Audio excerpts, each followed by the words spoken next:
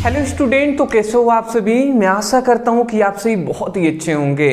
तो आज का ये वीडियो आप सभी के लिए बहुत ही ज़्यादा इम्पोर्टेंट और मैं कह सकता हूं कि बहुत ही महत्वपूर्ण होने वाले हैं, क्योंकि आप सभी की डिमांड पर हम लेकर आ चुके हैं क्लास 12th केमिस्ट्री का 6th चैप्टर, जो है हेलो एल्केन तथा हेलो एरिल। इसका ये वन शॉट क्लास होगी और आप सभी का डिमांड था कि सर इस चैप्टर के जो इंपॉर्टेंट क्वेश्चन हैं, जो बार बार रिपीटेड हो रहे हैं, बार बार रिपीट हो रहे हैं, उन सभी क्वेश्चन को बता दीजिए, जिससे कि हमारी बोर्ड एग्जाम की एक अच्छी तैयारी हो सके कम से कम समय में। तो आज हम आपको सभी महत्वपूर्ण प्रश्नों को बताएंगे जो बार बार रिपीटेड हुए हैं और 100% में कह रहा हूं कि यहीं से पेपर में आएंगे।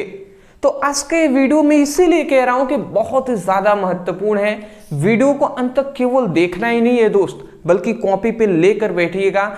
एक एक चीज को हम समझाएंगे, आप नोट डाउन करते हुए आगे बढ़ेंगे, ठीक है ना। चलिए, तो जिनके पास थोड़ा सा सब्र है और विश्वास है तो चलिए वो बने रहें। सबसे पहला आपका क्वेश्चन क्या पूछता है, देख लीजिए। हमारा पहला इंपॉर्टेंट क्वेश्चन यहाँ पे बता रहे हैं, जो है कि क्लोरोबेंजीन बनाने की विधि। अब ऐसे नहीं पूछता, आप कहेंगे सर ऐसे ही पूछेगा। ना जी, ऐसे बिल्कुल भी नहीं पूछेगा। आपसे कहेगा कि क्लोरोबेंजीन बनाने की प्रयोगशाला विधि के लिखिए तथा इसका, आपसे कहेगा तथा इसका रासायनिक गुण एवं उपयोग लिखिए, ठीक है ना। मतलब उपयोग लिखने को पूछता है। मतलब सिंपल सा कहे तो इसकी बनाने की विधि के साथ साथ भौतिक गुण, रासायनिक गुण और उपयोग भी आपसे पूछा जाता है। और ये मैं कह सकता हूं, आप देख भी लीजिएगा। मैं हो सकता है साइड में स्क्रीनशॉट भी लगा दूं, देख लीजिएगा। ये बार बार क्वेश्चन मतलब हर बार रिपीट होता है, ठीक है ना। मैं लगा दूंगा स्क्रीनशॉट, देख सकते हैं आप। तो चलिए हम पहला क्वेश्चन को सॉल्व करते हैं अपना, जो है कि क्लोरोबेंजीन बनाने की प्रयोगशाला विधि। चलिए, तो सिंपल सा हमने यहाँ पे विधि लिख दिया है कि कैसे हमें बनाना है। हमने लिखा है कि प्रयोगशाला में, यहाँ पे हमने क्या लिखा है, चलिए मैं थोड़ा सा यहाँ पे कलर ले लूं, ठीक है। हमने लिखा है कि प्रयोगशाला में क्लोरोबेंजीन बनाने के लिए हम सबसे पहले क्या लेंगे, बेंजीन डायज़ोनियम क्लोराइड।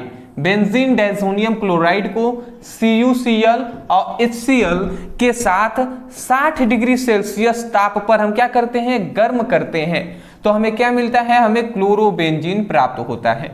यही है जी क्लोरोबेंजीन बनाने की विधि। इसमें क्या कहा गया, सबसे पहले हम क्या ले लेंगे, हम लेंगे बेंजीन डायज़ोनियम क्लोराइड। कैसे लेंगे वो आप समझिएगा, मैं यहाँ पे बना रहा हूं, ठीक है ना। देख लीजिए, इसका हम आपको रासायनिक समीकरण के हिसाब से बता रहे हैं। यहां पे ये आप लिख सकते हैं, रासायनिक समीकरण, ऐसे आप हेडिंग लगा सकते हैं। अब देख लीजिए, यहां पे हम रासायनिक आपको समीकरण बता रहे हैं कि कैसे यहां पे बनता है।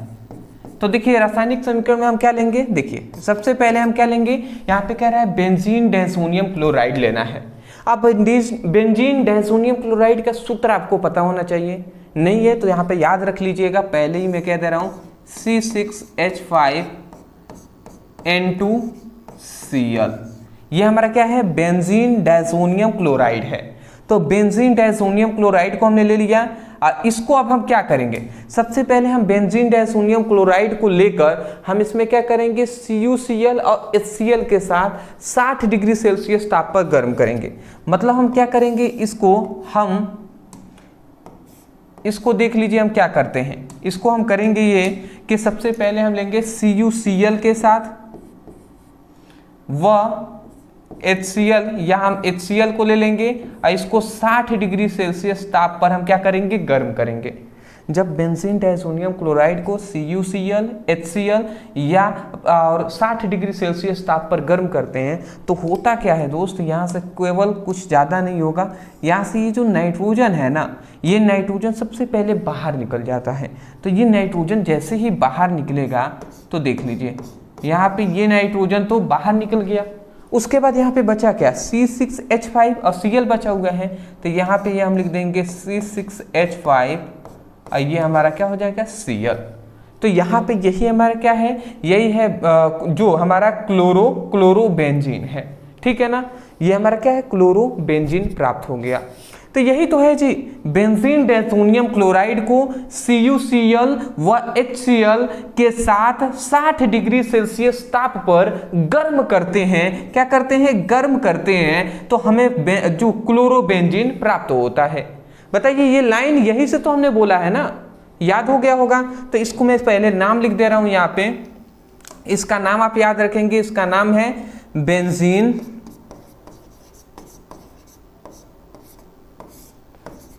डायज़ोनियम क्लोराइड, ठीक है ना। तो ये आप नाम याद रखेंगे, इसका नाम है बेंजीन डायज़ोनियम क्लोराइड। इसको क्या कहते हैं, क्लोरोबेंजीन, क्लोरोबेंजीन कहते हैं। चलिए इतनी बात समझ गए। तो ये था हमारा क्लोरोबेंजीन बनाने की विधि। सबसे पहले तो आपको ये लिखना है, उसके साथ साथ ये रासायनिक समीकरण भी लिख देना है, आपका काम कंप्लीट हो जाएगा, ठीक है ना। चलिए इसके बाद अब हम जानेंगे, जैसे ही हमने बनाने की विधि जान लिया, अब हम जानेंगे इसका भौतिक गुण। ये भौतिक गुण भी आपसे बार बार पूछा मतलब क्या है कि मतलब ये टॉपिक है ना, ये टॉपिक पहले ही आपको पता है कि ये 5 नंबर में पूछा जाता है, 5 मार्क्स में पूछा जाता है। अब 5 नंबर पूछेगा ना, तो बनाने की विधि के साथ साथ भौतिक गुण, रासायनिक गुण, उपयोग, ये लिखना पड़ेगा, आपको लिखना ही पड़ेगा, ठीक है ना। तो इसलिए हम आपको बता रहे हैं। देखिए सबसे पहले इसमें निम्नलिखित गुण होते हैं, मतलब इसके निम्नलिखित गुण होते हैं, जिसमें पहला हमारा है कि जो क्लोरोबेंजीन होता है वो रंगहीन होता है, सुगंध युक्त होता है, ठीक है ना, और वाष्पशील होता है, ठीक है ना। तो सबसे पहले वो रंगहीन होगा, उसका कोई रंग नहीं होगा, सुगंध युक्त होगा, मतलब अच्छा सुगंध उसका, फिर से वाष्पशील होगा, मतलब गैसीय अवस्था में होगा, ठीक है। चलिए दूसरा हमारा यहाँ पे ये कहा जा रहा है कि क्लोरोबेंजीन का जो क्वथनांक होता है वो कितना होता है, 132 डिग्री सेल्सियस होता है।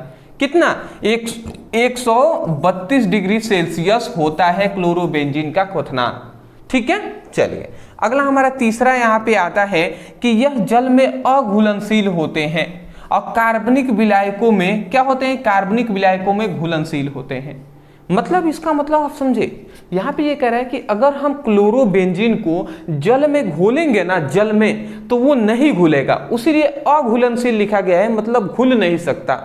तो अगर हम क्लोरोबेंजीन को जल में घोलेंगे तो नहीं घुलेगा, परंतु यदि वो कार्बनिक विलायक होगा तो कार्बनिक विलायकों में घुल जाते हैं, ठीक है ना। जितने भी कार्बनिक विलायक है जिसमें कार्बन पाया जाएगा, जिसमें, ठीक है ना, तो वो कार्बनिक विलायक जितने होंगे उसमें वो घुल जाएगा, बट जल में नहीं घुलेगा। जल का सूत्र क्या होता है, H2O। जितना इसमें कार्बन है नहीं है तो इसमें नहीं घुल पाएगा, ठीक है ना। और जितने भी कार्बनिक विलायक है उसमें घुल सकते हैं, जैसे कि C2H5OH, जैसे कि ये एल्कोहल हो गया। देखिए कार्बनिक विलायक है कि नहीं है, जैसे कि CH3OH, ये मेथिल एल्कोहल हो गया, ये एथिल एल्कोहल हो गया। तो ये कार्बनिक विलायकों में घुल जाएंगे क्योंकि इसमें कार्बन है, परंतु जिसमें जो कार्बनिक विलायक नहीं है जैसे कि जल, उसमें नहीं घुलेगा। अंतिम हमारा आता है कि यह जल से क्या होते हैं, भारी होते हैं। मतलब इसका मतलब क्या है, जल से भारी होने का मतलब ये है कि जो जल के अणु, मान लेते हैं इस ग्लास में हमने जल के अणु रखे हुए हैं, तो इसके जो जल के अणु है ये इतने दूर दूर पर है, इतने दूर दूर पर, सपोज डेट ऐसे हम मान लेते हैं। तो इसका जो अगर जल का अणु इतना दूर दूर पर है, तो जो हम अगर क्लोरोबेंजीन एक ग्लास में ले लें तो उसके जो अणु है ना वो इतने पास पास होंगे, ठीक है। और जब पास पास, जाहिर सी बात है जब पास पास होंगे तो इसमें अणुओं की संख्या बढ़ेगी। आप देख सकते हैं इसमें अणुओं की संख्या कम है, इसमें अधिक है, तो जाहिर सी बात है मान लेते हैं अणुओं की संख्या अधिक है तो इसका भार क्या होगा, अणुओं की संख्या इसमें कम है तो भार क्या होगा, कम होगा। और इसमें अणुओं की संख्या क्या है, अधिक है, तो इसमें क्या होगा, इसका भार क्या होगा, अधिक होगा। तो इसीलिए कहा जा रहा है कि जल से भारी होता है। जल से भारी मतलब क्या है, क्लोरोबेंजीन में अणुओं की संख्या अधिक होता है, या सिंपल सा कहें तो क्लोरोबेंजीन का घनत्व तो अधिक होता है जल की तुलना में। जल का घनत्व कम होता है और क्लोरोबेंजीन का घनत्व क्या होता है, अधिक होता है, ठीक है ना। तो ये बातें हैं जी, मैं आशा करता हूं कि आपको मतलब समझ में आया होगा। ठीक है, चलिए आगे हम बढ़ते हैं। अब हमारा आता है रासायनिक गुण। भौतिक गुण में आपको उतना ही लिखना था जितना मतलब आपको लिखना होता है, उतना हम आपको बता देते हैं, उतना ही लिखना है। ठीक है, अगला आता है इसके निम्नलिखित गुण होते हैं। अब मतलब रासायनिक गुण भी बहुत सारे हैं, जिसमें से अब हम पूरा आपको किताब तो छपवाएंगे नहीं। मान लेते हैं किताब में 20 दिया है तो आप 20 थोड़ी ना एग्जाम में लिखेंगे, तो हम आपको यहाँ पे 3 बता दे रहे हैं, तीनों आप तैयार कर लेंगे, बहुत हो जाएगा। 3 आप लिख दीजिएगा, बहुत है। ठीक है ना, जिसमें सबसे पहला हमारा इंपॉर्टेंट आता है कि जलीय सोडियम हाइड्रोक्साइड से क्रिया। तो अगर क्लोरोबेंजीन जलीय सोडियम हाइड्रोक्साइड से क्रिया करता है तो क्या बनता है। तो यहाँ पे मैं सीधा रिएक्शन यहाँ में लिखना होता है, तो मैं यहाँ पे रिएक्शन लिख दे रहा हूँ। सबसे पहले आप क्या करेंगे, देखिए यहाँ पे एग्जाम्पल में दे दे रहा हूँ, या आप सिंपल सा ना रासायनिक समीकरण, ये एग्जाम्पल में हम लिख रहे हैं, ये रासायनिक इसका समीकरण है। ठीक है ना, आप कुछ नहीं लिखिएगा, जलीय सोडियम हाइड्रोक्साइड से क्रिया, और नीचे चलिए मैं यहीं पे लिख दे रहा हूँ, यहाँ पे ऐसे ही हेडिंग डालकर एग्जाम्पल के तौर पे आप यहाँ पे लिख दीजिएगा। क्या लिखेंगे, सबसे पहले कि हम क्लोरोबेंजीन को लेंगे, तो क्लोरोबेंजीन का सूत्र होता है C6H5Cl, ये हमारा क्लोरोबेंजीन हो गया। अब क्लोरोबेंजीन को हम किससे क्रिया कराने वाले हैं, जलीय सोडियम हाइड्रोक्साइड से, तो सोडियम हाइड्रोक्साइड से हम इसकी क्रिया कराने वाले हैं। तो जैसे इसकी अब क्रिया कराते हैं तो यहाँ पे होता क्या है दोस्त, यहाँ पे कुछ नहीं होगा, यहाँ से देखिए, यहाँ से इतना प्रोडक्ट ये बाहर निकल जाता है। मैं अदर कलर ले लूँ तो यहाँ से देखिए, यहाँ से ये इतना बाहर निकल जाता है, NaCl बाहर निकल जाते हैं। तो सबसे पहले हम यहाँ पे क्या लिख देते हैं कि NaCl ये बाहर निकल गए हमारे प्रोडक्ट। अब यहाँ पे क्या बचा, C6H5OH बचा, तो ये हम लिख देते हैं C6H5OH, तो ये C6H5OH लिख दिया। अब अच्छा ये बताइए ये किसका सूत्र है, तो ये है हमारा C6H5OH, इसका मतलब ये है फिनोल। ये क्या है दोस्त, फिनॉल है। ठीक है ना, तो ये आपको याद होगा क्योंकि बेंजीन के ऊपर यदि OH जुड़ा हो तो वो फिनॉल होता है। ठीक है ना, ये हमारा क्या है, क्लोरोबेंजीन है, ये सोडियम हाइड्रोक्साइड है, जो एक क्या है, प्रबल क्षार है, जो क्या है, एक प्रबल क्षार है। ठीक है, आशा करता हूं कि आपको सबसे पहला जो हमारा समीकरण है सोडियम हाइड्रोक्साइड से क्रिया, ये आपको समझ में आ गई होंगी। ठीक है ना, चलिए आ गई होंगी ना इतना। अब एक चीज आप याद रखेंगे, जब भी हम बेंजीन मतलब क्लोरोबेंजीन को सोडियम हाइड्रोक्साइड के साथ हम क्रिया कराते हैं, मतलब इसको हम क्रिया कराते हैं, तो इसको क्रिया कराने का मतलब क्या है कि इसको गर्म करते हैं। तो याद रखेंगे इस बहुत ही हाई टेम्परेचर, लगभग हम मतलब 300 डिग्री सेल्सियस ताप पर हम इसको गर्म करेंगे। जब 300 डिग्री सेल्सियस ताप पर गर्म करेंगे तब जाकर यहाँ से NaCl बाहर निकलते हैं, अब फिनॉल बनता है। ठीक है ना, चलिए दूसरा हमारा यहाँ पे याद रखेंगे कि अमोनिया से क्रिया। अब अमोनिया से क्रिया अब क्या होता है, तो अमोनिया से क्रिया का अगर रासायनिक समीकरण दें तो होता ही है दोस्त। सबसे पहले हम क्या लेंगे, क्लोरोबेंजीन लेंगे, तो C6H5Cl, ये हमारा क्लोरोबेंजीन हो गया। अब इसको अमोनिया से क्रिया कराएंगे, अमोनिया का सूत्र होता है NH3, यही ना होता है जी। अब देखिए यहाँ पे नाइट्रोजन की संख्या 1 है, हाइड्रोजन की संख्या 3 है, तो अगर हम चाहें तो एक हाइड्रोजन को सीधा इससे आगे लिख देते हैं, तो ऐसे हम लिख सकते हैं NH2, ऐसे लिख सकते हैं कि नहीं, बताइए। यहाँ पे 3 हाइड्रोजन है, एक हाइड्रोजन को हमने केवल क्या किया है, एक हाइड्रोजन को आगे ला दिया है, तो आगे अगर एक हाइड्रोजन ला दें तो यहाँ पे अब 2 ही ना बचेंगे, तो HNH2 हम लिख सकते हैं, बिल्कुल लिख सकते हैं। तो या तो आप NH3 लिख दें, या ऐसे भी लिख सकते हैं HNH2, ऐसे भी लिख सकते हैं। ये क्या है, हमारा अमोनिया है। दोनों बात एक ही है, इससे कोई दिक्कत वाली बात नहीं है। ऐसा हम इसलिए कर रहे हैं दोस्त जिससे कि आपको आसानी हो याद करने में। तो यहाँ से अब क्या होगा, यहाँ से कुछ नहीं होता है, यहाँ से ये इतना प्रोडक्ट बाहर निकलता है। क्या निकलता है, H, यहाँ से Cl बाहर निकल जाता है। तो सबसे पहले तो HCl यहाँ से बाहर निकल गए।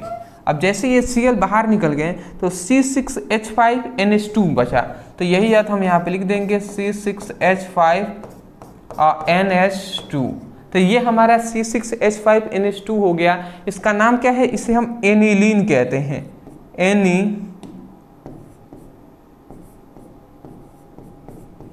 एनिलीन। तो ये हमारा एनिलीन बन गया। ये हमारा क्या है, अमोनिया है। तो ये मैं हटा नहीं रहा हूँ, ये आप एग्जाम में ऐसे कोष्ट में बंद नहीं करेंगे, बस समझाने के तौर पे आपको बताया गया है कैसे निकले हैं। ये क्या है, हमारा अमोनिया है, ठीक है ना। चलिए, तो मैं आशा करता हूं कि आपको समझ में आ गई होंगी, ठीक है ना। चलिए, इतनी बात समझ के अगला हमारा तीसरा जो गुण आता है कि कॉपर साइनाइड से क्रिया। अब कॉपर साइनाइड से कैसे क्रिया करता है समझिएगा। यहाँ पे होगा ये दोस्त कि सबसे पहले यहाँ पे अगर हम समीकरण लेते हैं तो अच्छा, रासायनिक समीकरण का मतलब यही सिंपल सा ज़्यादातर होता है ना कि क्लोरोबेंजीन के साथ अगर हम इसकी क्रिया कराते हैं तो क्या प्रोडक्ट बनता है, अमोनिया से क्रिया करेंगे तो क्या प्रोडक्ट बनेगा, CuCN से क्रिया करेंगे तो क्या प्रोडक्ट बनेगा। यही रासायनिक समीकरण है, मतलब रासायनिक गुण है, ठीक है। तो यहाँ पे हम क्लोरोबेंजीन को ले लेते हैं, जैसे कि C6H5 और Cl। ये हमारा क्या हो गया, ये हमारा क्लोरोबेंजीन हो गया, क्लोरोबेंजीन। इसको हम क्या करेंगे, इसको हम कॉपर साइनाइड से क्रिया करा देंगे। तो कॉपर साइनाइड से हम इसकी क्रिया करा देते हैं। अब जैसे ही कॉपर साइनाइड से क्रिया करेंगे तो देखिए वही होगा, यहाँ से C निकलेगा, Cu निकलेगा, यहाँ से Cl, CuCl सबसे पहले ये बाहर निकल जाएंगे, तो यहाँ पे CuCl, कॉपर क्लोराइड, ये सबसे पहले CuCN बाहर निकल गए। तो अब क्या बचा, C6H5Cn बचा। तो ये हम लिख सकते हैं C6H5 और Cn, ठीक है ना। तो ये हमारा C6H5Cn हमारा बन जाता है, ठीक है ना। क्या बन जाता है, C6H5Cn, ठीक है। इसको हम क्या कहेंगे, साइनोबेंजीन भी कह सकते हैं, ठीक है ना। साइनो क्या कह सकते हैं, बेंजीन। तो यहां पे हम लिख सकते हैं साइनोबेंजीन,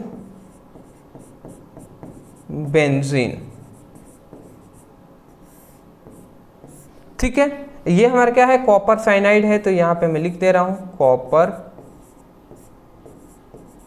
साइनाइड, ठीक है। तो ये आप सभी समीकरण याद रखिएगा, ठीक है ना। केवल आपको ये हेडिंग डालकर ये सभी समीकरण को लिख देंगे, आपका रासायनिक गुण कंप्लीट होता है। तो अभी तक हमने क्या देख लिया, अभी तक हमने प्रयोगशाला विधि देख लिया, भौतिक गुण देख लिया, रासायनिक गुण देख लिए ना। अब हम अंत में एक और टॉपिक हमें लिखना होता है इस टॉपिक के अंतर्गत, जो है उपयोग।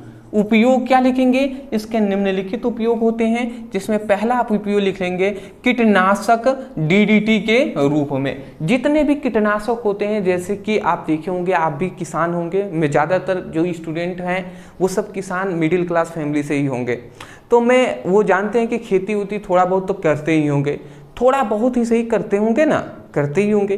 तो आप देखेंगे तो खेतों में फसलें जब बोई जाती हैं तो उस समय पर जब फसल थोड़ी थोड़ी बड़ी होती हैं तो वहाँ पे कीटनाशक मतलब बहुत सारे कीड़े भी आ जाते हैं जो फसलों को नष्ट करते हैं, खराब करते हैं ना, करते हैं जी। तो उसके लिए अगर वो फसल नष्ट ना करे, कीड़े मकोड़े फसल को नष्ट ना करे, इसलिए हम वहाँ पे कीटनाशक, एक हम दुकान से दवा लेकर आते हैं, वो कीटनाशक ही है जिससे हम छिड़क देते हैं, जिससे कि जो जो हम कह सकते हैं छोटे कीड़े मकोड़े हैं वो फसलों को नष्ट नहीं करते हैं, तो वही कीटनाशक है जी। तो वही कीटनाशक DDT के रूप में हम इसका क्या करते हैं, प्रयोग करते हैं। सबसे पहला इसका उपयोग है। दूसरा आता है कि फिनॉल और एनिलीन आदि बनाने में, मतलब फिनॉल को बनाने में प्रयोग होता है क्लोरोबेंजीन का, एनिलीन बनाने में भी क्लोरोबेंजीन का प्रयोग होता है। और तीसरा आता है प्रयोगशाला में अभिकर्मक के रूप में। सबसे ज़्यादा इंपॉर्टेंट मैं इसको दूंगा, ये टॉपिक ये आप याद रखेंगे, क्योंकि आपसे कह देता है कि कैसे प्राप्त करें, और वहाँ पे कह देता है फिनॉल को कैसे प्राप्त करें। तो आपको ऐसे कह देगा कि क्लोरोबेंजीन से फिनॉल कैसे प्राप्त करें। तो बताइए, आपको पता, अब यहाँ से रासायनिक गुण से ही तो पता चला ना कि क्लोरोबेंजीन को अगर सोडियम हाइड्रोक्साइड से क्रिया करेंगे तो फिनॉल बनेगा। आपसे ये सिंपल सा कहेगा कैसे प्राप्त करें, में आपसे क्वेश्चन कहेगा कि क्लोरोबेंजीन से फिनॉल कैसे प्राप्त करें। तो बताइए, आपको पता होगा तभी तो ये आपको याद रखना है कि क्लोरोबेंजीन से हम फिनॉल और एनिलीन का पता लगाते हैं।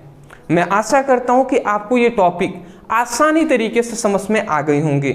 हम एक एक करके सभी को देखेंगे जी, सभी को। आप केवल सब्र के साथ रहिएगा, चैनल से जुड़े रहिएगा, मैं इतना ही कहूँगा, ठीक है ना। चलिए, अगर सब कुछ समझ में आ रहा है तो आगे हम बढ़ें। चलिए जी, बढ़ते हैं। चलिए, अच्छा, इसका सॉरी, एक मिनट। चलिए, इसका स्क्रीनशॉट शायद आपने नहीं लिया था, ले लीजिए। ठीक है, ले लिए होंगे ना। चलिए, अब हम नेक्स्ट अपने टॉपिक की ओर बढ़ते हैं। दूसरा हमारा टॉपिक, ये आप देख सकते हैं, ये बहुत बार आपसे रिएक्शन पूछा गया है। अब केवल एक जगह नहीं दोस्त, बहुत जगह से ये क्वेश्चन पूछा गया है, जहां पर हम 5 को यहाँ पर लेकर आ चुके हैं। देख लीजिएगा, ये सबसे पहले मैं कह दे रहा हूं कि ये इम्पॉर्टेंट क्वेश्चन है जी, जिसको आपको 100% तैयार कर लेना है। 100 to 1% हम कह रहा हूं कि इसको तैयार कर लेना है, ठीक है ना। जैसे यहाँ पे कह रहा है, रासायनिक समीकरण देते हुए स्पष्ट कीजिए कि क्लोरोबेंजीन से निम्न यौगिक कैसे प्राप्त करें। अब क्लोरोबेंजीन से ही हमें देखिए क्या क्या प्राप्त करना है। हमें क्या प्राप्त करना है? बेंजीन प्राप्त करना है, फिर फिनॉल हमें प्राप्त करना है, फिर टॉल्यूइन हमें प्राप्त करना है, एनिलीन प्राप्त करना है, और क्या प्राप्त करना है? डाइफेनाइल प्राप्त करना है। ये 5 चीज प्राप्त करना है। अच्छा, ये इसमें से आप 2 चीजें सबसे पहले कर सकते हैं कि नहीं? सबसे पहली बात, हमने बनाया है कि जो क्लोरोबेंजीन है, इससे आप फिनॉल प्राप्त कर सकते हैं, एनिलीन प्राप्त कर सकते हैं कि नहीं? तो वही काम चलिए हम सबसे पहले फिनॉल को करते हैं। चलिए एक एक करके, सबसे पहले चलिए हम बेंजीन को ही यहाँ पे हम आंसर करते हैं। इसमें सबसे पहले हम क्या करेंगे? बेंजीन को करेंगे। तो बेंजीन कैसे प्राप्त करेंगे जी? ठीक है, तो सबसे पहले हम क्या लेंगे? क्लोरोबेंजीन को ले लेंगे। चलिए, पहला को सॉल्व कर रहे हैं, तो यहाँ पे क्लोरोबेंजीन हम ले लेते हैं।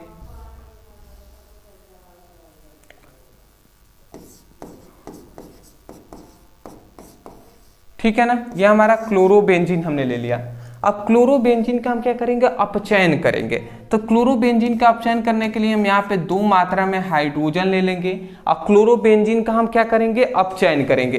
तो जैसे ही हम अपचयन यहाँ से करते हैं, ठीक है ना, हम क्लोरोबेंजीन का अपचयन करेंगे। और अपचयन कैसे करेंगे तो समझिएगा, यहाँ पे हम एक इंपॉर्टेंट क्षार है जो है सोडियम हाइड्रोक्साइड। तो सोडियम हाइड्रोक्साइड क्षार की उपस्थिति में हम क्या करते हैं? इसको गर्म करते हैं, ठीक है ना। तो जैसे हम गर्म करेंगे तो यहाँ से होगा ये कि देखिए, यहाँ पे क्या है? यहाँ पे 2 मात्रा में हाइड्रोजन है, तो एक यहाँ से हाइड्रोजन निकलता है, एक यहाँ से क्लोरीन निकलता है। तो यहाँ से एक हाइड्रोजन, यहाँ से एक क्लोरीन, तो ये निकलेगा, तो ये HCl बन के बाहर निकल जाएंगे कि नहीं? अब यहाँ पे देखेंगे C6H5 है, तो यहाँ पे C6H हमने लिख दिया। यहाँ से देखिए, यहाँ पे 5 हाइड्रोजन है, और यहाँ से एक ही ना हाइड्रोजन निकले हुए हैं जी। तो एक तो है, तो एक हाइड्रोजन इसमें जुड़ जाता है, तो C6H5 था ही, एक और जुड़ गया तो C6H6 हो गया। समझ पा रहे हैं कि नहीं? अरे भैया, यहाँ पे हाइड्रोजन है तो H भी लिख सकते हैं। एक H एक क्लोरीन के साथ, ये क्लोरीन के साथ निकला है एक H, और ये जो H है ये हाइड्रोजन 5 में जुड़ गया है, तो C6H5 हो गया है। आशा करता हूँ कि आप समझ गए होंगे। ये इसके पास में लिख देता हूँ HCl। आशा करता हूँ कि आप समझ गए होंगे कि कैसे हुआ है। तो ये आप समीकरण जरूर लिख लीजिएगा, ठीक है ना। यहाँ पे ये क्या है? क्लोरोबेंजीन है, इसका अपचयन हमने कराया है, तो यहाँ पर हमारा क्या बन गया है?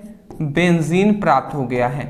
बेंजीन, ये हमारा क्या प्राप्त हो गया है? बेंजीन प्राप्त हो गया है। बेंजीन ही ना प्राप्त करना था, हो गया। चलिए, अब दूसरा में हमारा क्या? दूसरा समीकरण क्या है हमारा?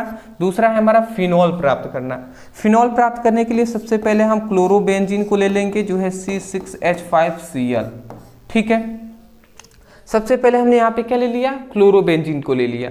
अब इसको हमने किससे क्रिया कराया था? याद है? भूल गए क्या? अरे भैया, हमने एक इंपॉर्टेंट क्षार लिया था जो है सोडियम हाइड्रोक्साइड।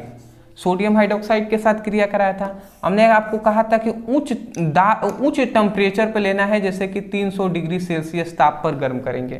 तो गर्म करेंगे तो यहाँ से हमने कहा था आपसे, क्या हमने कहा था कि यहाँ से H मतलब यहाँ से सोडियम निकलता है, और यहाँ से Cl निकलता है, ठीक है ना। तो N मतलब NaCl, ये सबसे पहले बाहर निकलते हैं, तो ये हमारा NaCl, ये NaCl बाहर निकल गए। तो तो बचा क्या है C6H5OH, तो ये हम लिख देंगे C6H5OH। तो हमने कहा ना बेंजीन के ऊपर यदि OH हो तो ये हमारा क्या हो जाएगा, ये हमारा फिनॉल हो जाएगा, फिनॉल, ठीक है ना। तो ये हमारा फिनॉल हो गया। ये क्या है, इंपॉर्टेंट एक क्षार है, ठीक है ना, जिसे हम सोडियम हाइड्रोक्साइड कहते हैं। आशा करता हूं कि सबसे पहले बेंजीन भी बना लिए, फिर देखिए फिनॉल भी बना लिए हैं क्लोरो बेंजीन से। अब हमारा तीसरा जो कार्य है वो है टॉल्यूइन बनाना। अब हम टॉल्यूइन को बना लेंगे जी, ठीक है।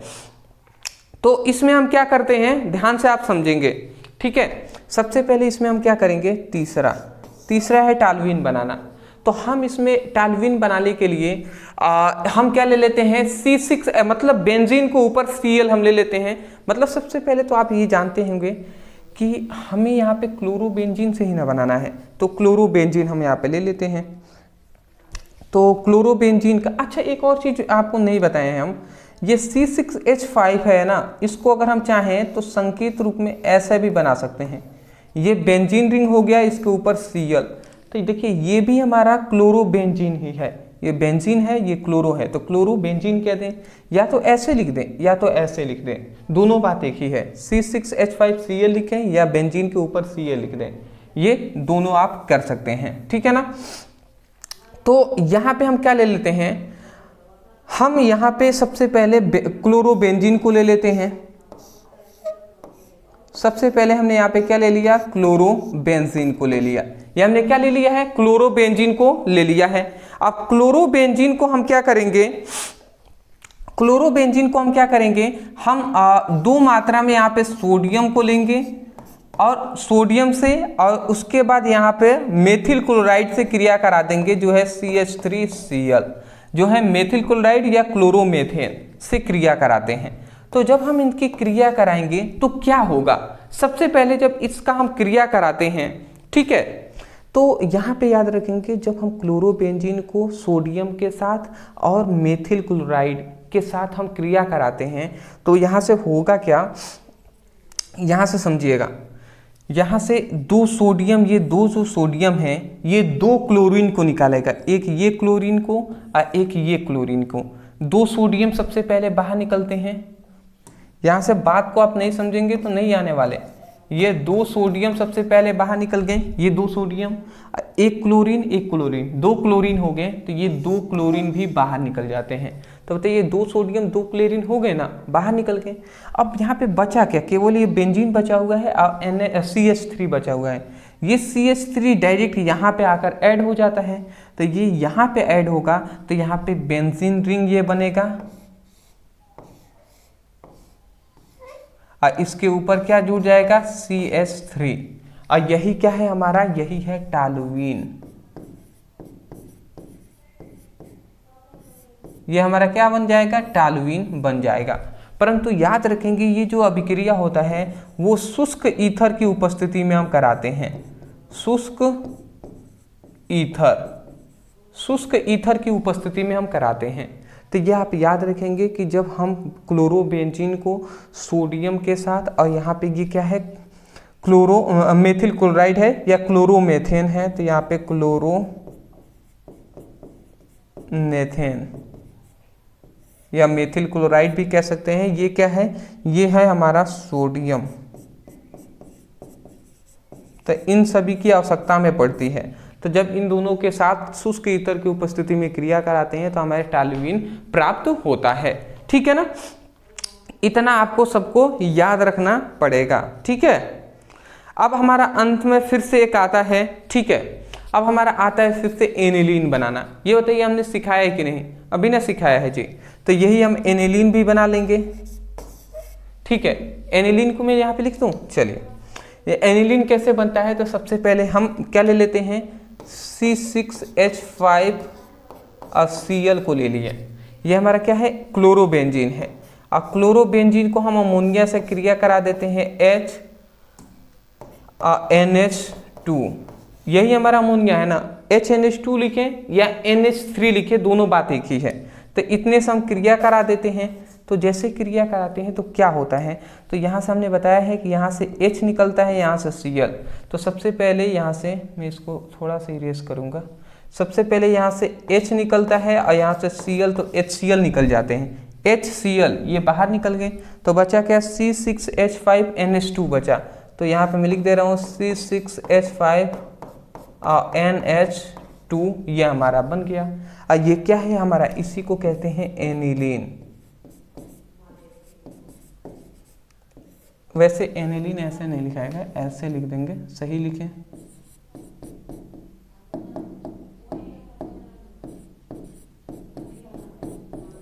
एनिलीन, ठीक है ना।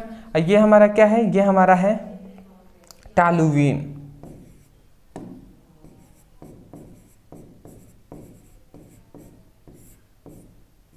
ये हमारा टॉलुवीन है। तो मैं आशा करता हूँ आप समझ गए होंगे। ये हमारा क्या है, अमोनिया है।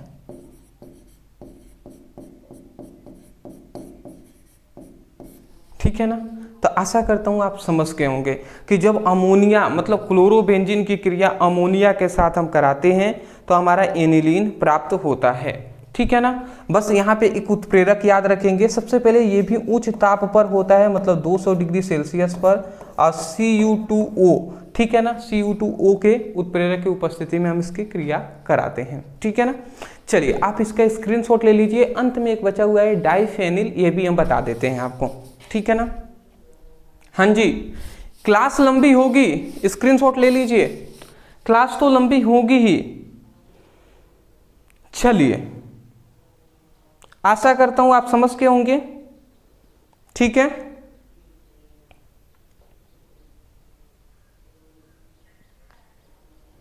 हाँ जी, चलिए ले लिए होंगे ना। चलिए एक नीचे ही मैं इरेज कर दूं क्या? चलिए मैं नीचे ही इरेज कर देता हूँ, नीचे वाला एक इरेज कर देता हूँ, क्योंकि एनिलीन अभी हमने यहाँ पे सिखाया हुआ है। क्लोरोबेंजीन जब बनाए थे ना तो उसमें हमने बताया हुआ था। चलिए 4th नंबर हम आ जाते हैं, जो है हमें क्या बनाना है, डाइफेनिल बनाना है। ठीक है। डाइफेनिल बनाने के लिए हम क्या करते हैं, हम क्लोरोबेंजीन को लेंगे। तो क्लोरोबेंजीन का ऐसे ही हम ले लेते हैं।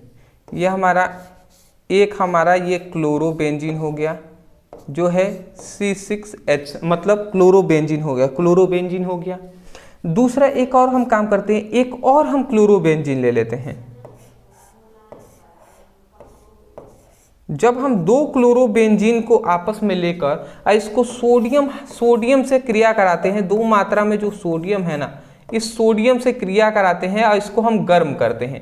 इसको क्या करेंगे, हम गर्म करेंगे। तो सोडियम से जब क्रिया कराएंगे तो ये इसका मतलब क्या है, ये 2 जो सोडियम है, मतलब कुल मिला जुला के ऐसे नहीं समझ में आता है बहुत सारे स्टूडेंटों को।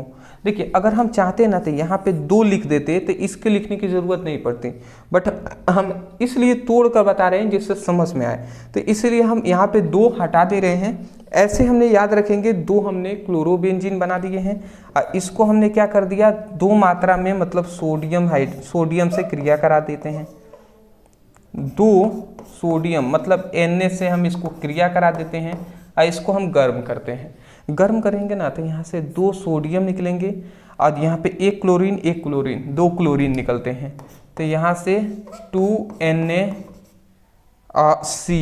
ये 2NaCl बाहर निकल जाएंगे।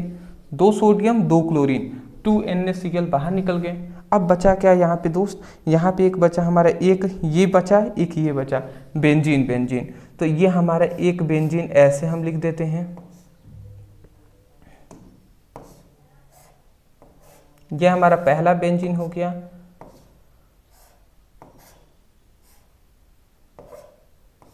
ये हमारा दूसरा बेंजीन हो गया।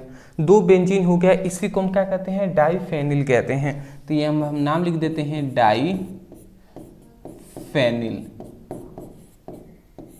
ठीक है ना दोस्त। तो ये हमारा डाइफेनिल हो गया। तो इस तरीके से डाइफेनिल भी बनता है जी।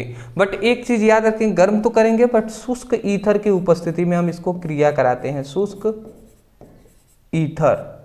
ईथर की उपस्थिति में। तो मैं आशा करता हूँ आप समझ गए होंगे कि जब हम क्लोरोबेंजीन की क्रिया एक हम क्या करेंगे, सोडियम धातु के साथ मतलब सोडियम के साथ क्रिया कराते हैं, सोडियम के साथ शुष्क ईथर की उपस्थिति में, तो हमारा डाइफेनिल का निर्माण हो जाता है। समझ गए ना। चलिए इतना हो गया। देखिए इतना आपका हो गया। एक और हमारा इम्पोर्टेंट है, उसको भी हम जानेंगे, जो है हमारा क्लोरोफॉर्म बनाने की विधि। ये देखिए इस चैप्टर के मोस्टली अगर हम देखे जाएं तो हमारा 3 ही इंपॉर्टेंट, 2 मोस्ट इंपॉर्टेंट और एक है रिएक्शन आपसे पूछे जाते हैं, जो कि पहला हमने बता दिया क्लोरोबेंजीन बनाने की विधि, वो आपने देख लिया। दूसरे में हमने ये आपको बता दिया एक रिएक्शन जिसमें ये इंपॉर्टेंट चीज़ें प्राप्त करना होता है, तो ये हमने बता दिया। तीसरा आपसे पूछा जाता है क्लोरोफॉर्म, जो कि बार बार पूछा जाता है, तो वो भी देख लीजिए। तब जाकर मैं कहूँगा इतना ही आपको तैयार करना है, इतना तैयार कर लीजिए, बहुत है, ठीक है ना। आगे बहुत सारे ऐसे अभी चैप्टर मिलेंगे आगे, अभी एल्कोहल फिनॉल ईथर में जाएंगे तो इतने टॉपिक आपको मिल जाएंगे ना कि आप हैरान हो जाएंगे, सब इंपॉर्टेंट ही है उसमें। तो पहले जिसमें अगर थोड़ा कम भी मिले तो परेशान नहीं होंगे, आगे आपको बहुत सारे मिलने वाले हैं। तो अगर आपको मैं इतना ही कहूँगा कि इतना अगर आप समझ गए हैं तो हम आगे बढ़ते हैं। आगे बढ़ने से पहले मात्र एक आपसे रिक्वेस्ट करूँगा कि देखिए ये आपको करना है दोस्त, क्योंकि मेरा एक लक्ष्य है कि मैं कभी भी रटवा कर नहीं बल्कि समझा कर याद कराने का प्रयास करता हूं, और वो भी सिंपल तरीके से। तो सिंपल तरीके से करते हैं, तो इसके लिए हम आपसे चाहते हैं कि आप चैनल पे नए होंगे तो सबसे पहले तो मैं कहूँगा चैनल पे नए हैं तो चैनल को ज़रूर मैं कहूँगा कि चैनल को सब्सक्राइब ज़रूर कीजिएगा, क्योंकि आपकी सपोर्ट की हमें बहुत ज़्यादा आवश्यकता है।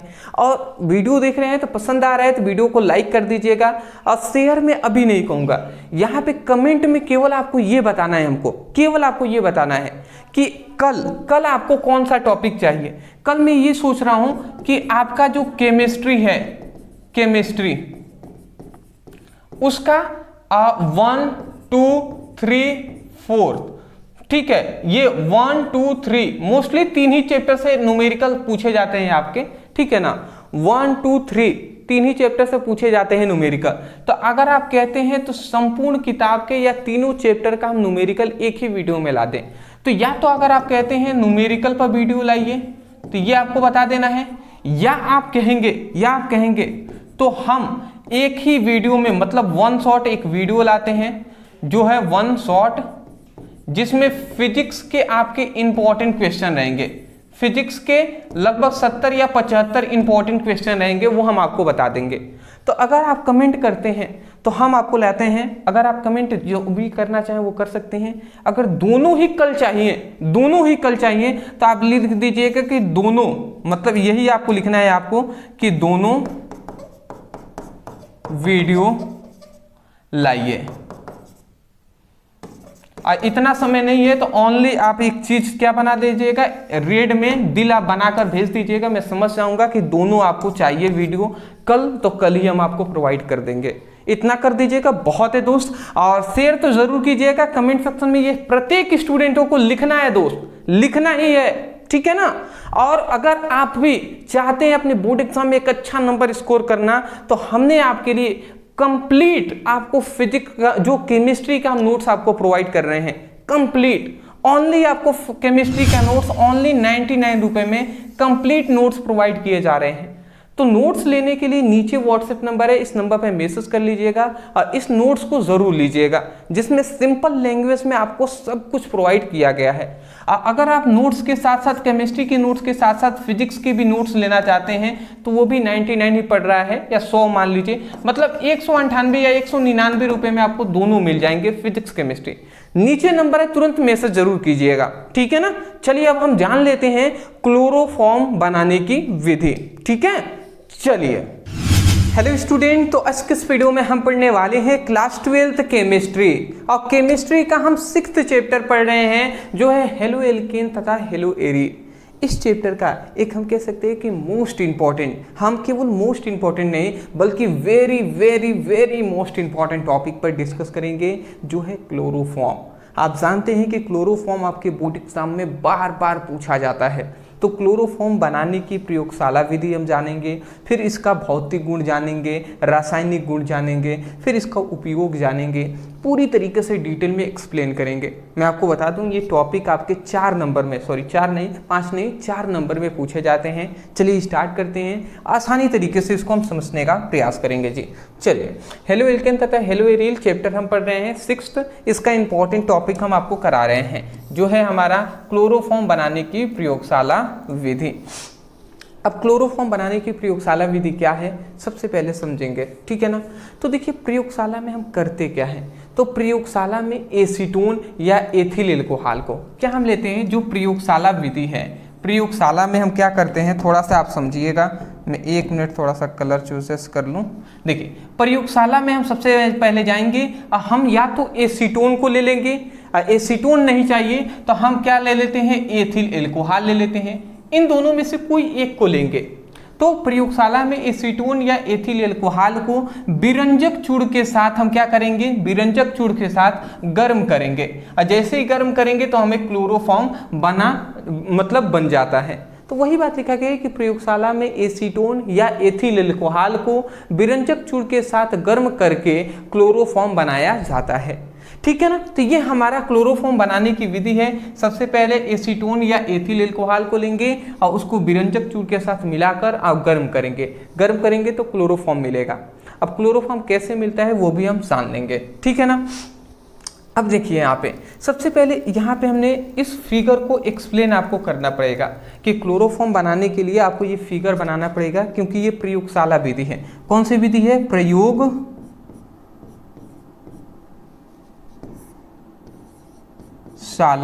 विधि। तो ये आप भूलिएगा नहीं, ये एक प्रयोगशाला विधि है जिसमें आपको फिगर बनाना ही पड़ेगा, बनाना अनिवार्य है, ठीक है ना। तो ये प्रयोगशाला विधि है। अब प्रयोगशाला विधि में सबसे पहले क्या करते हैं, सबसे पहले हम क्लोरोफॉर्म बनाना है तो प्रयोगशाला विधि में क्या करेंगे। तो सबसे पहले मैं एक बार पढ़ के सुना दूं या मैं आपको समझा दूं या पहले पढ़ के सुना दूं। चलिए हम पढ़ के नहीं, पहले हम आपको समझा देते हैं, ठीक है ना।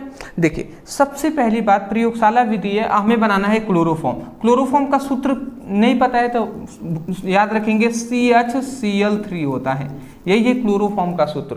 CHCl3 हमें बनाना है। तो हम क्या करते हैं, सबसे पहले हम क्या लेते हैं, एक गोल पेंदी का फ्लास्क लेते हैं, ठीक है ना। एक गोल पेंदी का फ्लास्क लेंगे और इसके नीचे गोल पेंदी का सबसे पहले देखिए एक छोटा सा बर्तन हमने लिया हुआ है जिसमें हम बालू उष्मक को भरते हैं। क्या लेते हैं, बालू उष्मक लेते हैं। अब बालू उष्मक के ऊपर हम क्या लेते हैं, एक गोल पेंदी का फ्लास्क लेते हैं और इसको रख देते हैं और नीचे से हम क्या करते हैं, गर्म करते हैं। देखिए यहाँ से नीचे से गर्म किया जा रहा है। और गर्म हम करेंगे तो क्या होगा, देखिए बालू उष्मक पर ये एक छोटा सा गोल पेंदी का फ्लास्क है। अब इसके अंदर हमने क्या क्या लिया हुआ है तो समझिएगा।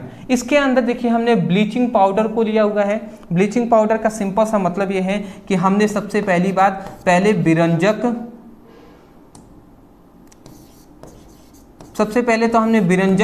चूड़ को लिया है।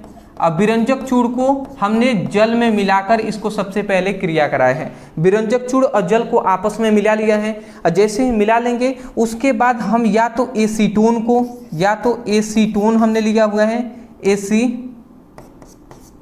एसीटोन हमने लिया हुआ है, या एसीटोन अगर हमने नहीं लिया है तो हमने क्या ले सकते हैं, एथिल एल्कोहल। देखिए या तो एसीटोन लेंगे या एथिल एल्कोहल। एथिल एल्कोहल का सूत्र होता है C2H5OH। तो या तो हम एसीटोन ले लें या एथिल एल्कोहल ले लें। एसीटोन का भी मैं यहाँ पर एसीटोन ना लिखकर एसीटोन का सूत्र ही लिख देता हूँ जो है CH3COCH3। तो हमने यहाँ पे क्या लिया, सबसे पहले विरंजक चूड़ को जल से क्रिया कराएंगे और क्रिया कराकर जो मिलेगा उसको हम एसीटोन से या एथिल एल्कोहल से क्रिया कराएंगे। तो इसका मतलब क्या है, इस गोल पेंदी के फ्लास्क में कहने का मतलब ये है विरंजक चूड़ भी है, जल भी है, और या तो एथिल एल्कोहल ले लें या एसीटोन ले लें, दोनों में से कोई एक लेकर इसमें मिक्स किया गया है। अब मिक्स करके तब जाकर हम इसको गर्म करते हैं तो हमें क्लोरोफॉर्म मिल जाता है। हमें क्या मिल जाता है, ये क्लोरोफॉर्म जो है ना ये हमें मिल जाता है। परंतु जैसे ही क्लोरोफॉर्म CH Cl3 क्लोरोफॉर्म हमें मिल जाता है, परंतु ये वाष्प के रूप में मिलता है, वाष्प के रूप में मिलता है, गैसीय रूप में। अब यहाँ से ये क्लोरोफॉर्म निकलता है, ठीक है ना, यहाँ से निकलेगा और यहाँ से निकलेगा तो यहाँ पे देखिए एक ये हमारा मिला, इसको कहते हैं, इसका नाम आप याद रखेंगे, ये है हमारा, इसको हम कहते हैं जल संघनित्र। इसको हम क्या कहते हैं, इसको, इस वाले को हम कहते हैं जल संघनित्र।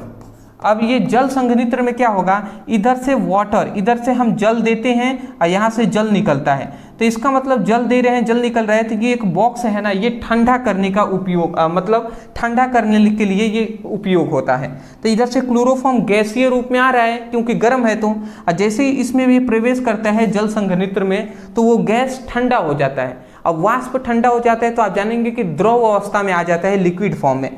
अब लिक्विड फॉर्म में आएगा, इधर से फिर से आकर यहाँ पे एक हमने क्या लिया है, ग्राही लिया है, ग्राही मतलब बर्तन, ठीक है ना, ये क्या है, ग्राही, ये हमने ग्राही लिया हुआ है। ग्राही मतलब एक बर्तन है जिसमें हम क्या प्राप्त कर लेते हैं, क्लोरोफॉर्म प्राप्त कर लेते हैं।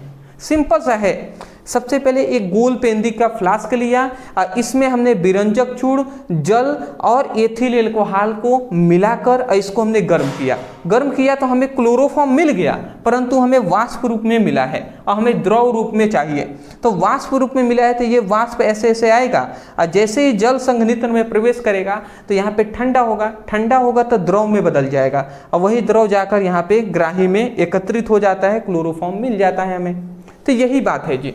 तो वही बात हमने लिखा हुआ है कि सर्वप्रथम, अब ध्यान से समझेंगे क्या लिखा गया है, आपको अब समझ में भी आ जाएगा।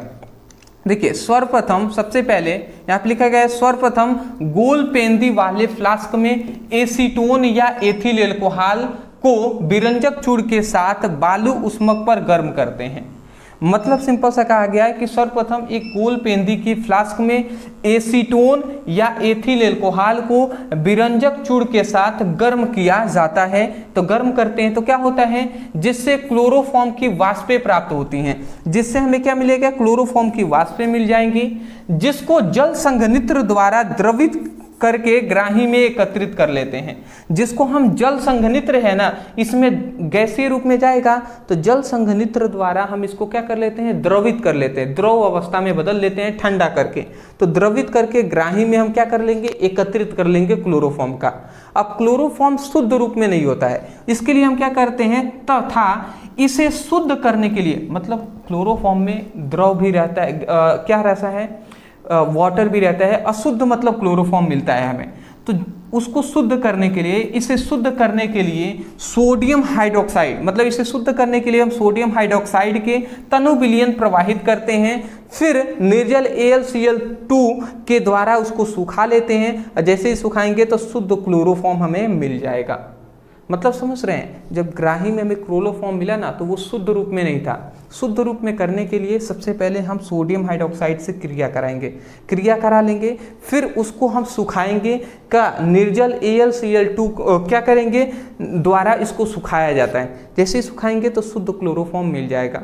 तो मैं आशा करता हूँ कि आप इसको लिख लेंगे, या आप बात लिख लेंगे, ठीक है ना। मैं आपको यहाँ से नहीं, यहाँ से बोल दे रहा हूँ, आप याद कर लीजिएगा। आप कहेंगे, देखिए ऐसे ही बोलना है, आप कहेंगे कि सर्वप्रथम एक गोल पेंदी की फ्लास्क में विरंजक चूर्ण के साथ एसीटोन, और मतलब ऐसे कहेंगे कि एक गोल पेंदी की फ्लास्क में एसीटोन या एथिल एल्कोहल को विरंजक चूर्ण के साथ मिलाकर गर्म करने पर क्लोरोफॉर्म की वाष्पें प्राप्त होती हैं, जिसको जल संघनित्र द्वारा ठंडा करके या द्रवित करके ग्राही में एकत्रित कर लिया जाता है। परंतु वो क्लोरोफॉर्म शुद्ध नहीं होता, इसलिए उसको शुद्ध करने के लिए, क्लोरोफॉर्म को शुद्ध करने के लिए सोडियम हाइड्रोक्साइड को से क्रिया कराते हैं। इसको क्रिया कराकर जब क्रिया करा लेते हैं उसके बाद हम निर्जल CaCl2 के साथ हम क्या करते हैं, उसको सुखा लेते हैं। पहले इससे क्रिया कराएंगे, कराकर फिर से निर्जल CaCl2 के साथ, कैल्शियम क्लोराइड के साथ हम क्रिया करा लेंगे, और क्रिया कराएंगे तो वो सूख जाएगा, जिससे हमें शुद्ध क्लोरोफॉर्म मिल जाएगा। आशा करता हूँ सबसे पहले ये लिखने का काम कंप्लीट हुआ। इतना लिखकर ये फिगर आप बना लीजिएगा, ठीक है, स्क्रीनशॉट। चलिए इतना आप समझ गए ना। अब देखिए, अब हमने अभी तक केवल लिखने वाला जाना, परंतु इसका रासायनिक समीकरण देकर हमें बताना होगा कि कैसे कैसे बनता है जी क्लोरोफॉर्म। ठीक है ना, क्लोरोफॉर्म कैसे बनता है ये सब हमें रासायनिक समीकरण देकर हमें बताना होगा। ठीक है ना, चलिए रासायनिक समीकरण देते हैं। तो सबसे पहले हमने सर्वप्रथम क्या किया था, हमने आपको पहले ही कहा था कि सबसे पहले हम क्या लेते हैं, कैल्शियम मतलब विरंजक चूड़ को लेते हैं। ठीक है ना, मतलब CaCl2 ये हमारा विरंजक चूड़ है। तो विरंजक चूड़ को हमने कहा था कि सबसे पहले विरंजक चूड़ को हम जल से क्या कराएंगे, क्रिया कराएंगे। ठीक है ना, विरंजक चूड़ को जल से हम क्या कराते हैं, क्रिया कराते हैं। और जैसे ही विरंजक चूड़ को जल के साथ हम क्रिया कराएंगे तो होगा क्या यहाँ पे दोस्त, होगा कुछ नहीं, यहाँ पे देखेंगे तो यहाँ से ये दो क्लोरीन है ना, ये सबसे पहले बाहर निकल जाता है। तो बाहर निकल जाएगा ये क्लोरीन, तो ये Cl2 ये बाहर निकल गया। ठीक है ना, Cl2 बाहर निकल गया। अब यहाँ पे क्या बचा, Ca बचा, कैल्शियम बचा, तो कैल्शियम हमने लिख दिया। उसके बाद देखिए एक हाइड्रोक्साइड मतलब एक OH और फिर से एक OH, इस तरीके से हम लिख देंगे। समझ रहे हैं, देखिए एक कैल्शियम है तो एक कैल्शियम, एक OH है तो यहाँ पे हमने लिख दिया। अब फिर से देखिए एक O बचा है एक H बचा है तो OH हमने लिख दिया। तो या तो हम कैल्शियम हाइड्रोक्साइड ऐसे लिख दें या कैल्शियम और यहाँ पे OH का होल ट्वाइज ऐसे भी आप लिख सकते हैं। ठीक है ना, तो ये हम ऐसे लिख दें या ऐसे लिख दें, दोनों बात एक ही है। चलिए हम वैसे ही लिख देते हैं, सिंपल सा कैल्शियम हाइड्रोक्साइड। ठीक है ना, तो ये हमारा क्या बन गया, सबसे पहले कैल्शियम हाइड्रोक्साइड, यहाँ पे कैल्शियम हाइड्रोक्साइड बनता है और ये हमारा क्लोरीन यहाँ से मिला। सबसे पहले हमने कहा था ना, क्या कहा था यहाँ पे देख लीजिए, हमने कहा था कि सबसे पहले विरंजक चूड़ को लेकर जल से क्रिया कराएंगे, करा लेंगे, उसके बाद एसीटोन या एथिल एल्कोहल कोई एक हम लेंगे। ठीक है ना, तो उसके बाद जब हमने क्रिया करा लिए इतना मिला, तब जाकर हम यहाँ पे ले लेते हैं, तब हम लेते हैं एथिल एल्कोहल को, जिसका सूत्र होता है C2H5OH। ये एसीटोन है, C2H5 कहें या CH3CH2OH कहें, दोनों बात एक ही है। तो ये हमने C2H5OH ले लिया।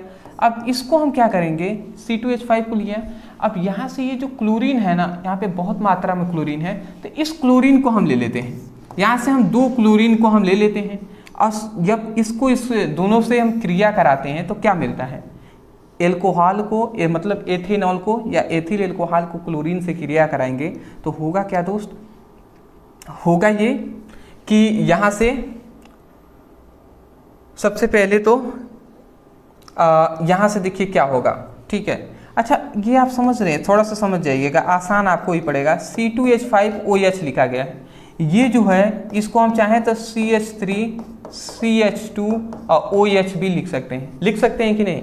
देखिए दो कार्बन है तो एक कार्बन, दो कार्बन इसमें भी, 5 हाइड्रोजन है तो 3 2 5 हाइड्रोजन है, और यहाँ पे OH है तो देखिए OH भी है ना। तो इतना लिखें या ऐसे लिखें, दोनों बात एक ही है।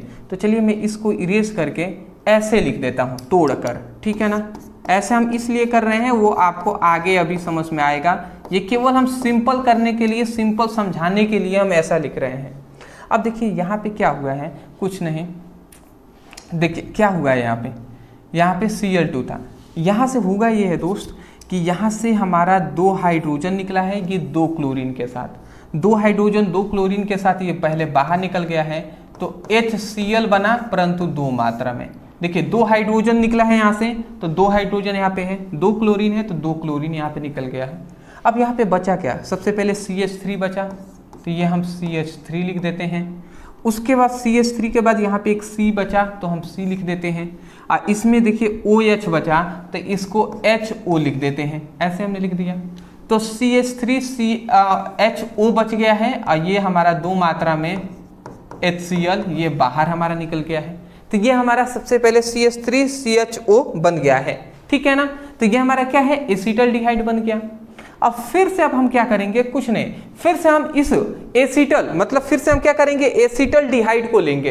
ठीक है ना, अब फिर से हम एसिटल्डिहाइड को लेंगे, अभी भी क्लोरोफॉर्म नहीं बनेगा, इस एसिटल्डिहाइड को ले लेंगे CH3CHO, एसिटल्डिहाइड को लेंगे।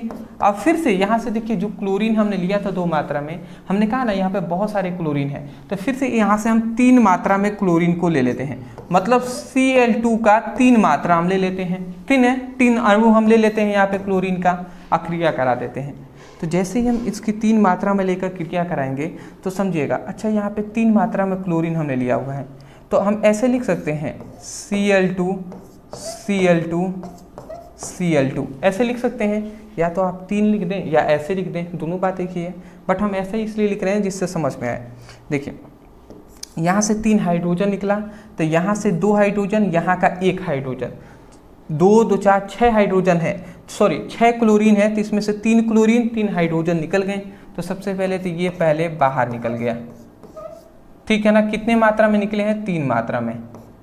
तो 3 मात्रा में HCl ये बाहर निकल गए। अब यहाँ पे बचा गया, सबसे पहले C बचा, तो हम यहाँ पे लिख देते हैं सीब, ठीक है ना। इस 3 देखिए 3 हाइड्रोजन निकला है, तो यहाँ पे देखिए 1 क्लोरीन, यहाँ से 3 क्लोरीन निकल गए हैं, 4 में से 3 निकल गया, तो 1 और 2 3 क्लोरीन बचे हुए हैं। ये 3 क्लोरीन इस हाइड्रोजन के स्थान पे आ जाते हैं, तो CCl3 हो गया। अब फिर से CHO बचा है, तो यही हम लिख देंगे CHO, ठीक है ना। तो ये हम क्या लिख सकते हैं, अच्छे से मैं लिख दूँ तो ऐसे लिख सकता हूँ CCl3 और CHO, ऐसे हम लिख सकते हैं CCl3 CHO, ठीक है ना। ठीक है, ये हम कह सकते हैं। अब यहाँ पे 3 क्लोरीन है, तो ट्राइक्लोरो एसिटल्डिहाइड हम कह सकते हैं, ये ट्राइक्लोरो एसिटल्डिहाइड बना। अब अंत में हम फिर से इस ट्राइक्लोरो एसिटल्डिहाइड को लेंगे, ध्यान से समझेंगे, ये इतना छोटा नहीं है। अब इस ट्राइक्लोरो एसिटल्डिहाइड को लेंगे, अब जाकर हम उस समय से क्लोरीन ले रहे थे, अब इस क्लोरीन को नहीं, अब हम इसको लेंगे, ठीक है ना, कैल्शियम हाइड्रोक्साइड को, ठीक है, इसका भी तो काम आएगा ना। तो कैल्शियम हाइड्रोक्साइड को हम ले लेते हैं। अब देखिए यहाँ पे 2 हाइड्रोक्साइड है, तो इसीलिए एक को हम इस तरीके से लिख देते हैं, एक को हम इधर लिख देते हैं। तो ये अब हम क्या करते हैं, जो ट्राइक्लोरो एसिटल्डिहाइड को हम कैल्शियम हाइड्रोक्साइड से क्रिया करा देते हैं, तो यहाँ पे क्या बनता है, ठीक है ना। यहाँ पे सबसे पहले तो यहाँ पे देखिए, यहाँ पे हमारा क्या क्या निकलेगा आप समझिएगा। यहाँ पे हमारा, अच्छा ऐसे हम बताएंगे ना, थोड़ा सा उल्टा हो जाएगा, ठीक है। अभी ऐसे तो आपको अगर मैं समझाऊं, सबसे पहले इसी को हम ले लेते हैं, रिएक्शन थोड़ा सा ईजी हो जाएगा समझाने के लिए, बस और कोई बात नहीं है। आप वैसे भी लिखेंगे तो दोनों बात एक ही होगा। सबसे पहले हमने ये कैल्शियम जो हाइड्रोक्साइड है इसको हमने ले लिया है, ठीक है ना। उसके बाद ये ट्राइक्लोरो एसिटल्डिहाइड है, इसको हम ले लेते हैं। तो ये ट्राइक्लोरो एसिटल्डिहाइड है, तो ये हमने ले लिया। इसके 2 मात्रा में हम ले रहे हैं, तो या तो यहाँ पे हम 2 लिखते हैं, या इसी को एक बार और लिख देते हैं CCl3 CHO, ये हम ऐसे लिख सकते हैं, ठीक है ना, ऐसे हम लिख सकते हैं ना, ठीक है। अब यहाँ से देखिए क्या क्या निकलता है। यहाँ से सबसे पहले निकलता है इसमें से, ठीक है, C, देखिए यहाँ से H C, फिर से OCA, ये इतना, ये सब बाहर निकलेंगे, ठीक है ना, ये आप देख लीजिए, ठीक है। सबसे पहले मैं बता दे रहा हूँ, यहाँ से HCOOC निकलेंगे, ठीक है, निकल सकते हैं यहाँ से। ऐसे ही यहाँ से सबसे पहले मैं निकाल रहा हूँ H पहले निकाल दे रहा हूँ, देखिए ये सब बाहर निकलेंगे, तो मैं इधर लिख दे रहा हूँ। यहाँ से देखिए HC, ठीक है, तो H निकल रहा है, फिर C निकलेगा, फिर O, ठीक है, HCO, और फिर से यहाँ से O निकाल रहे हैं, तो एक और O लिखेंगे। और यहाँ पे कैल्शियम है, तो ये हम कैल्शियम ऐसे हम लिख दे रहे हैं, कैल्शियम। ऐसा क्यों किया अभी समझेगा। ऊपर से ऐसे निकला, नीचे से भी हम निकालेंगे HCO निकलेंगे, फिर से यहाँ से O निकलेगा, तो ये भी हम यहाँ पे लिख सकते हैं HCOO, इसको हम डबल बॉन्ड से जोड़ देंगे। समझ रहे हैं। तो जितने हमने टिक किया है वो निकला है। यहाँ से HCOO, यहाँ से भी HCOO, ये हमारा निकल गया है, और यहाँ से ओनली हमारा कैल्शियम निकल गया है। निकल गया तो अब यहाँ पे बचा क्या, अब ओनली हमारा यहाँ पे बचा हुआ है, देखेंगे तो CH, यहाँ पे ऊपर देखिए CHCl3, तो CH और Cl3 बचा हुआ है, और नीचे भी देखेंगे तो CHCl3 बचा हुआ है। इसका मतलब 2 मात्रा में क्लोरोफॉर्म बचा हुआ है। तो यही हमारा, ये आप याद रखेंगे, बीच में प्लस है जी, ठीक है ना। चलिए अब यही हमारा CHCl3, यही है हमारा क्लोरोफॉर्म,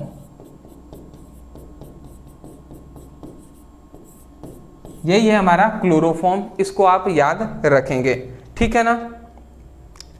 ठीक है, इसको आप याद रखेंगे। यह हमारा सबसे पहले हमने विरंजक चूड़ को लिया, यहाँ पे मैं लिख दे रहा हूँ, यह हमने सबसे पहले विरंजक चूड़ को लिया और जल से हमने क्रिया कराया, तो हमारा क्या मिला, हमें क्या मिला जी, तो हमें मिला यहाँ पे कैल्शियम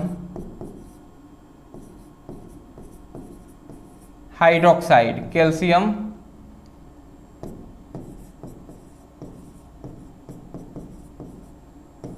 हाइड्रोक्साइड। तो यहाँ पे हमें कैल्शियम हाइड्रोक्साइड और क्लोरीन मिला। अब फिर से उसके बाद यहाँ पे हमने एथिल एल्कोहल को लिया,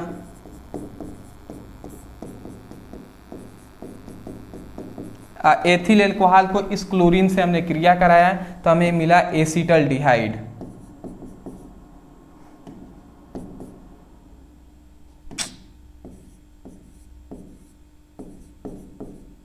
क्या हो जाता है,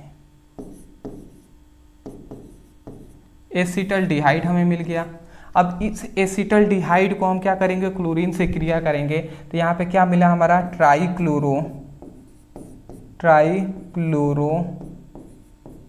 एसीटल्डिहाइड।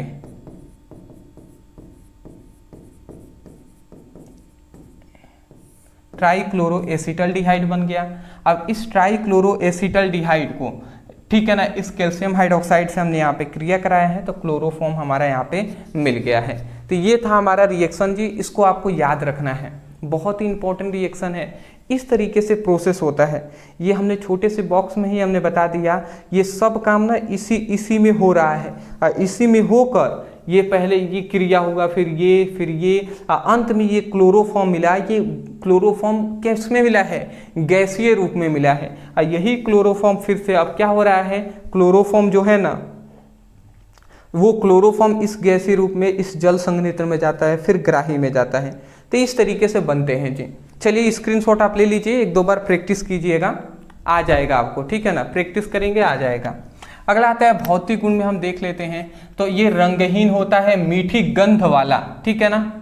यहाँ पे मीठी गंध वाला क्या होता है, ज्वलनशील द्रव होता है, जल से भारी होता है, और इसे सूंघने पर बेहोशी आता है, और जल में अविलेय होते हैं, मतलब जल में नहीं घुलते, और कार्बनिक विलायकों में विलेय होते हैं, मतलब कार्बनिक विलायकों में घुल जाते हैं। एक दो बार पढ़िएगा, सब समझ में आ जाएगा। अब इसमें क्या समझाना है कि जल से भारी होते हैं, रंगहीन होता है, और मीठी गंध वाला होता है, ज्वलनशील द्रव है, सिंपल सा है, ठीक है ना।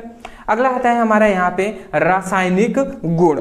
अब आता है रासायनिक गुण, जिसके निम्नलिखित गुण होते हैं रासायनिक गुणों में।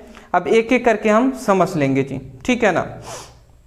चलिए, तो यहाँ पे रासायनिक गुण में हम समझ लेते हैं। सबसे पहले इसका ऑक्सीकरण करते हैं। अब ऑक्सीकरण कैसे करेंगे, तो सबसे पहले यहाँ पे CHCl3, ये हमने क्लोरोफॉर्म लिया, इसको ऑक्सीकरण करते हैं, मतलब ऑक्सीजन से संयोग करेंगे। तो ये ऑक्सीजन यहाँ पे आएगा ना, तो क्या करेगा, यहाँ पे समझिएगा, ये ऑक्सीजन आकर इस हाइड्रोजन को, यहाँ से एक हाइड्रोजन एक क्लोरीन को बाहर निकालेगा। तो सबसे पहले ये जब एक क्लोरीन एक हाइड्रोजन ये बाहर निकल गए HCl के रूप में, तो ये ऑक्सीजन आकर हाइड्रोजन के साथ जुड़ जाएगा, CO और Cl2 बना देगा। क्या बना देता है, COCl2 का निर्माण कर देता है। और ये क्या है, इसी को हम कहते हैं फास्जीन, इसी को कहते हैं फास्जीन, ठीक है ना। तो ये आप याद रखेंगे। और ये क्लोरोफॉर्म है, आप जानते हैं। तो क्लोरोफॉर्म का ऑक्सीकरण करते हैं तो फास्जीन हमें मिलता है। अगला आता है हैलोजनीकरण। अब हैलोजनीकरण हम करते हैं तो कैसे करेंगे जी, तो इसके लिए हम क्या करते हैं, सबसे पहले हैलोजनीकरण करेंगे तो सबसे पहले हम क्लोरोफॉर्म को लेंगे, और क्लोरोफॉर्म को हम क्या करेंगे, इसको हैलोजन से हम क्या कराएंगे, क्रिया करा देंगे, ठीक है। इसको क्या करेंगे हम, हैलोजन से, मतलब कोई भी हैलोजन से क्रिया करा देंगे, जैसे कि Cl2। हैलोजन तत्व आप समझते हैं ना, क्लोरीन हो गया, ब्रोमीन हो गया, आयोडीन हो गया, फ्लोरीन हो गया, ये अधिक विद्युत ऋणात्मक वाले हैलोजन है। तो अगर हम क्लोरीन से यहाँ पे क्रिया कराते हैं तो देखिए क्या होता है, यहाँ से एक हाइड्रोजन निकलता है, यहाँ से एक Cl निकलता है।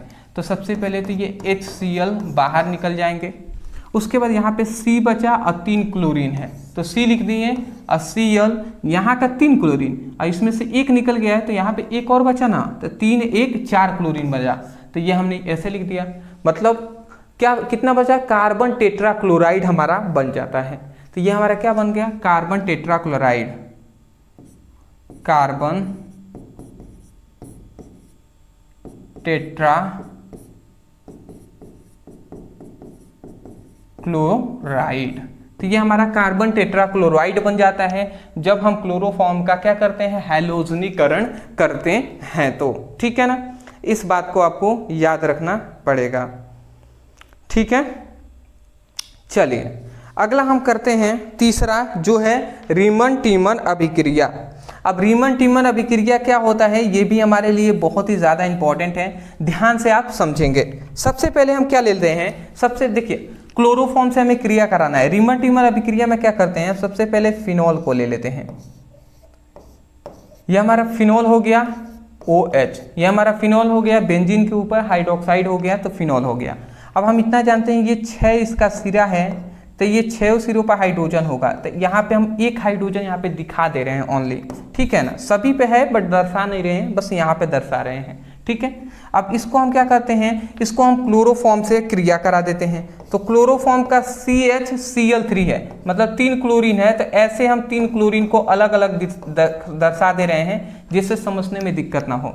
और उसके बाद अब हम क्या करेंगे, अब हम इसको कैल्शियम हाइड्रोक्साइड से पोटेशियम हाइड्रोक्साइड से इसकी क्रिया करा देंगे। तो 3 मात्रा में हम पोटेशियम हाइड्रोक्साइड को ले लेते हैं। पोटेशियम हाइड्रोक्साइड क्या है, एक क्षार है, तो क्षार से हम क्रिया करा रहे हैं। ये क्लोरोफॉर्म है, ये हमारा फिनॉल है। ठीक है ना, तो देख लीजिए जब हम ऐसा करके अब हम क्रिया कराते हैं तो क्या बनता है, तो कुछ नहीं होता है दोस्त, यहाँ से 3 क्लोरीन निकलता है, इस 3 पोटेशियम निकलता है, तो 3 पोटेशियम 3 क्लोरीन मतलब बाहर निकलते हैं। तो सबसे पहले मैं यहाँ पे लिख दे रहा हूँ KCl, ये 3 मात्रा में KCl निकल जाता है, पोटेशियम क्लोराइड निकल जाता है। पहली बात आपको समझ में आ गई होंगे। ठीक है ना, इतनी बात समझ गए। उसके बाद आप देखिए यहाँ पे क्या निकलता है। उसके बाद यहाँ पे अगर आप देखेंगे तो यहाँ से देखिए, यहाँ से ये निकलता है H2O, यहाँ से निकलेगा। अब फिर से यहाँ पे देखेंगे तो एक हाइड्रोजन यहाँ पे है, मतलब एक हाइड्रोजन यहाँ से, मतलब हम ये कह सकते हैं ये इतना हाइड्रोजन ऑक्सीजन यहाँ से निकलेगा। अब फिर से यहाँ का एक हाइड्रोजन, तो आप अगर देख सकते हैं तो H2O, यहाँ से H2O निकल रहा है, तो H2O निकल रहा है, 2 हाइड्रोजन 1 ऑक्सीजन, H2O निकला एक यहाँ से, और दूसरा H2, 2 हाइड्रोजन 1 ऑक्सीजन, 2 H2O हो गया। तो इसका मतलब इसीलिए हम यहाँ पे 2 लिखते रहे हैं, इतना निकल गया। तो अब इधर क्या बचा है, ध्यान से समझेंगे। इसमें केवल ऑक्सीजन बचा है, इसमें केवल CH बचा हुआ है। तो सबसे पहले ये फिनॉल है, तो फिनॉल को हम यहाँ पे बना दे रहे हैं फिनॉल, ये हमारा फिनॉल है। ठीक है ना, ये OH है, ऐसे जुड़ा है। आप देखिए यहाँ पे हमारा क्या ओनली बचा हुआ है, यहाँ पे CHO बचा हुआ है। तो ये जो CHO है इस हाइड्रोजन के जगह पर जुड़ जाता है, ये हाइड्रोजन निकल गया है तो इसके स्थान पर CHO जुड़ जाता है। तो इसी को हम कहते हैं रीमन टीमन अभिक्रिया। ठीक है ना,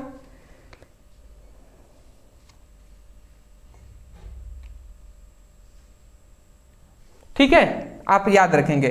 इसको हम क्या कहते हैं, इसको कहते हैं सैलिसिलडिहाइड।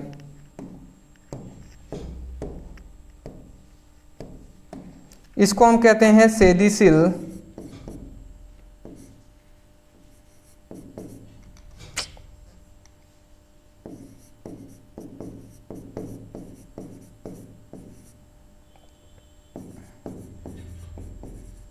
इसको हम कहते हैं सैलिसिलडिहाइड। ठीक है ना, इस वाले को। तो ये आप याद रखेंगे। मैं आशा करता हूँ आप समझ गए होंगे। 3 पोटेशियम 3 क्लोरीन यहाँ पे निकले, एक H2O और एक H2O, ये 2 H2O यहाँ से निकल गए। अब केवल क्या बचा है, CHO बचा है। ये CHO इसके जगह पर जुड़ गए हैं और इसी को सैलिसिलडिहाइड कहते हैं। समझ में आ गया होगा आपको, ठीक है ना। तो ये हमारा क्लोरोफॉर्म का क्या है, रासायनिक गुण हमने 3 बता दिया, इतना काफ़ी है। उपयोग में लिखेंगे, याद रखेंगे, औषधियों के निर्माण में बेहोश के रूप में करते हैं, ठीक है ना। प्रयोगशाला में अभिकर्मक के रूप में किया जाता है। ठीक है, ये था हमारा क्लोरोफॉर्म बनाने का विधि, जो कि आपको आसानी तरीके से समझ में आ गई होंगी। अदरवाइज मैं इतना ही कहूँगा कि अगर आपको समझ में आया है तब जाकर वीडियो को लाइक करने के साथ साथ चैनल पर नए होंगे तो चैनल को सब्सक्राइब जरूर कीजिएगा। हाँ, व्हाट्सएप ग्रुप, टेलीग्राम ग्रुप में ज्वाइन होना ना भूलें, क्योंकि वहाँ पर आपको और भी अच्छे तरीके से जो भी सूचनाएं होंगी एग्जाम के लिए इंपॉर्टेंट होगा वो वहाँ पे बताया जाएगा। उसका लिंक डिस्क्रिप्शन बॉक्स में है। ग्रुप का, चैनल का, व्हाट्सएप ग्रुप का लिंक है, वहाँ पे ज्वाइन हो जाएंगे क्लिक करके, और सब्जेक्ट का लिंक है ही, आप वहाँ से अपनी पढ़ाई कर सकते हैं। अगर आप केमिस्ट्री का फुल नोट्स लेना चाहते हैं तो ओनली आपको 99 रुपये में केमिस्ट्री की फुल नोट्स मिल जाएंगी, और अगर फिजिक्स केमिस्ट्री दोनों लेना चाहते हैं तो 199 रुपये में फिजिक्स केमिस्ट्री दोनों मिल जाएगा। फुल नोट्स लेकर सिंपल लैंग्वेज में हमने बनाया हुआ है, उससे आप अपनी पढ़ाई कीजिए। उससे फुल नोट्स है तो उससे बाहर तो आने वाला है ही नहीं। फुल नोट से आपको पढ़ाई करना है, सिंपल लैंग्वेज में हमने प्रोवाइड किया हुआ है। नीचे नंबर है, व्हाट्सएप नंबर, मैसेज कीजिए और नोट्स को ले लीजिए। Thank you so much for watching this video. Thank you.